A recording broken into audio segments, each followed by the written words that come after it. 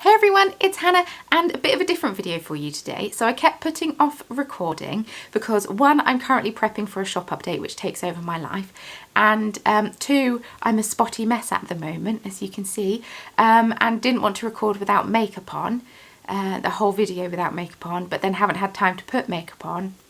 So I'm going out this evening, so I'm putting makeup on, so I thought, why not record this whilst doing my makeup? It's something a little bit different.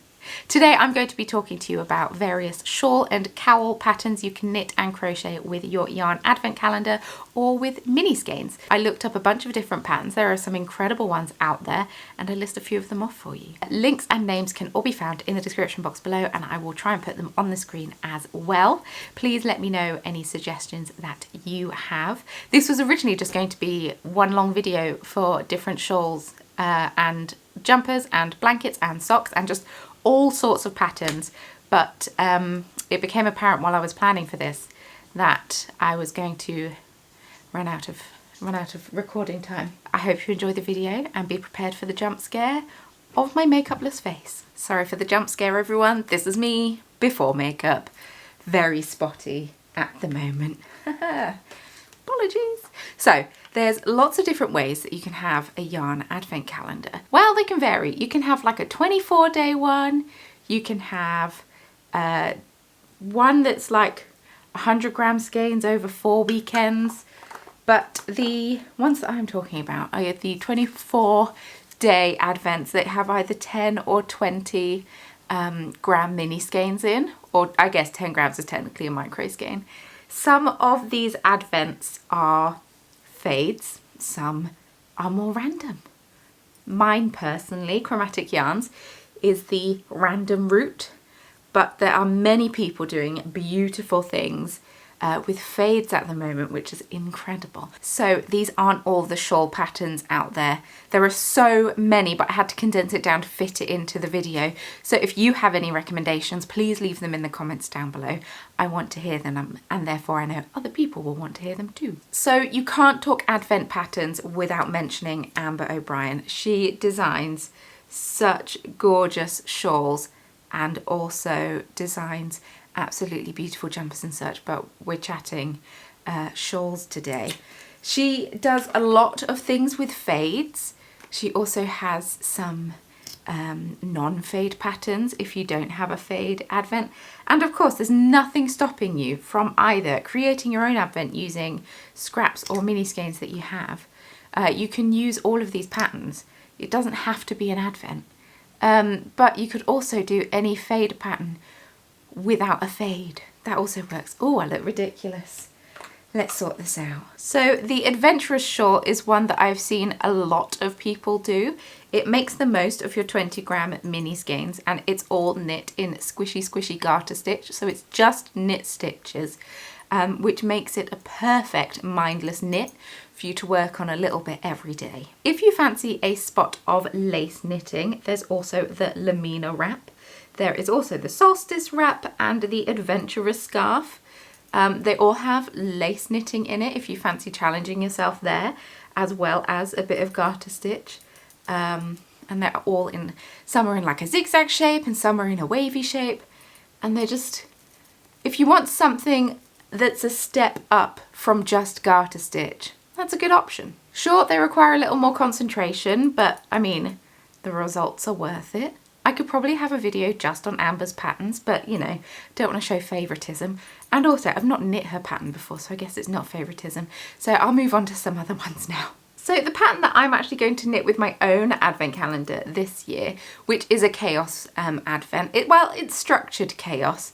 There is a general theme to the order I chose, but dyeing it, I just picked and chose what I fancied dyeing and tried to make sure that I didn't have too many of the same colours.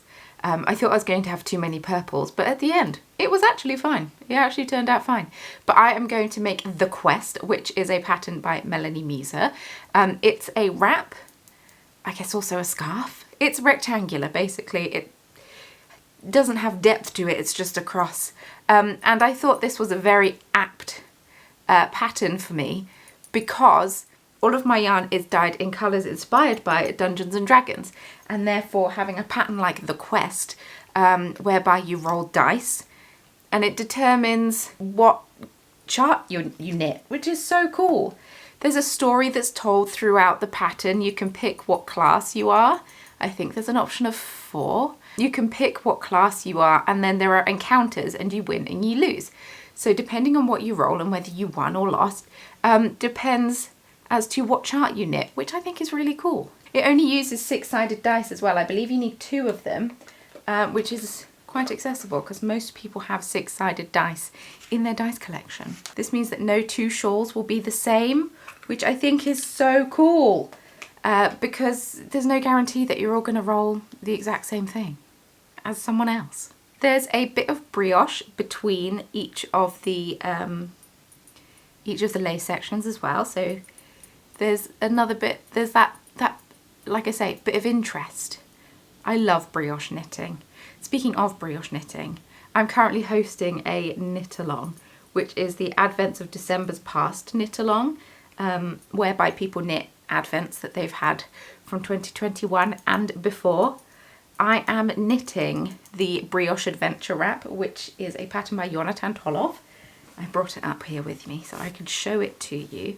After the I-cord cast on is done, it's not that bad. These are no spoilers because this is the Fibre Fox 2021 Advent, so everyone's seen it by now.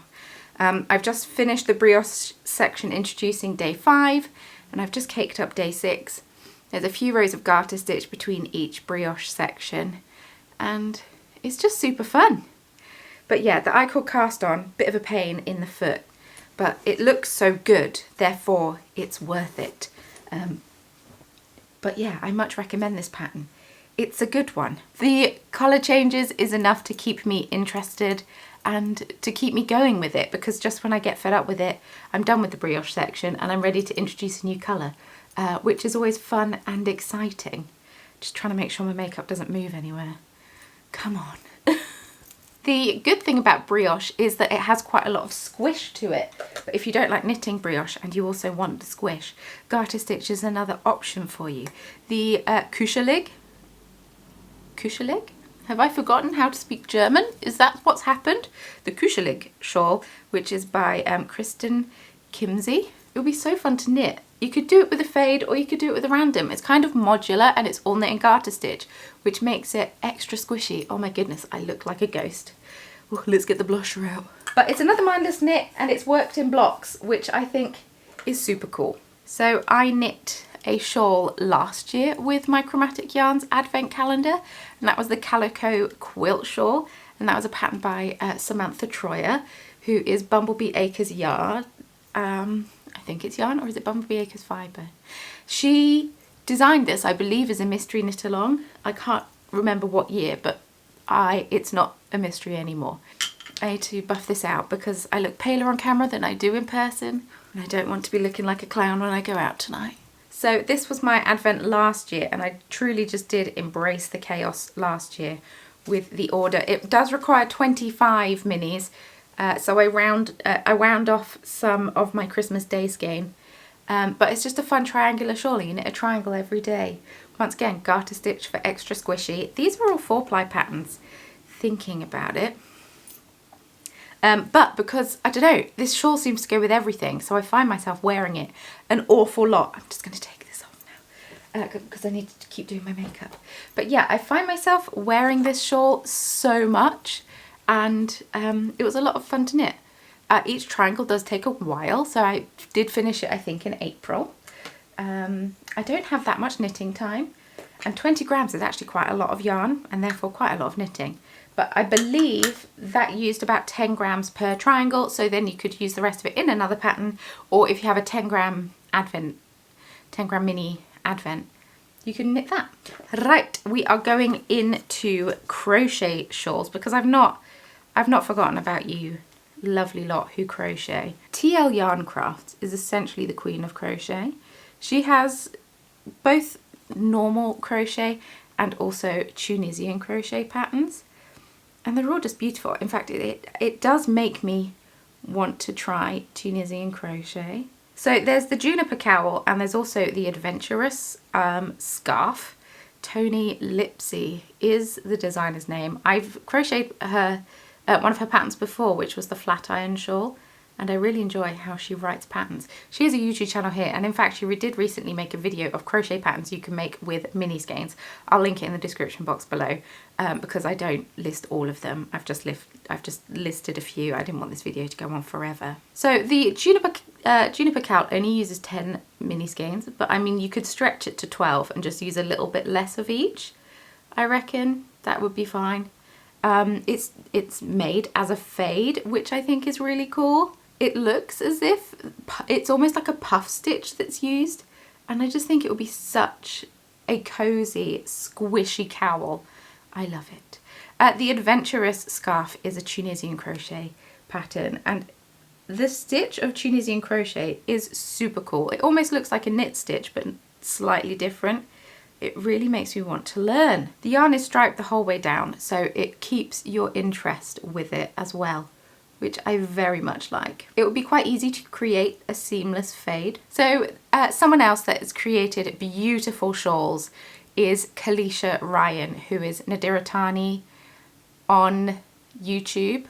She has the Quirky Monday podcast, designs lovely shawls. So she has the Just Feel Cozy and Just Feel Festive shawl, which both are, or both use like a granny kind of stitch, like a treble crochet cluster. Someone is beeping outside, apologies. The Just Feel Cozy wrap has a lovely zigzag design to it, whereas the Just Feel Festive wrap is just sort of diagonal straight stripes.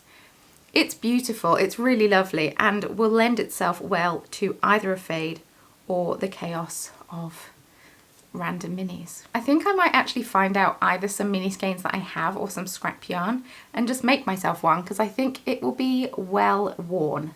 And I can't mention crochet patterns without mentioning Emma Potter of Potter and Bloom, who also has a podcast here on YouTube. She has designed a beautiful pattern, which is the 24 Days Cowl, and she's designed it in both knit and in crochet, which I think is incredibly cool. Now the effect is slightly different on each, as you would expect, because knitting and crochet looks slightly different from one another, but it's so cool that she's offered both options. Both use DK weight, but you could always use your 4-ply yarn held double, or your sock weight yarn held double. That is always an option. And using a main colour as a contrast, it creates almost like a brick effect in the cowl, which I think is super cool.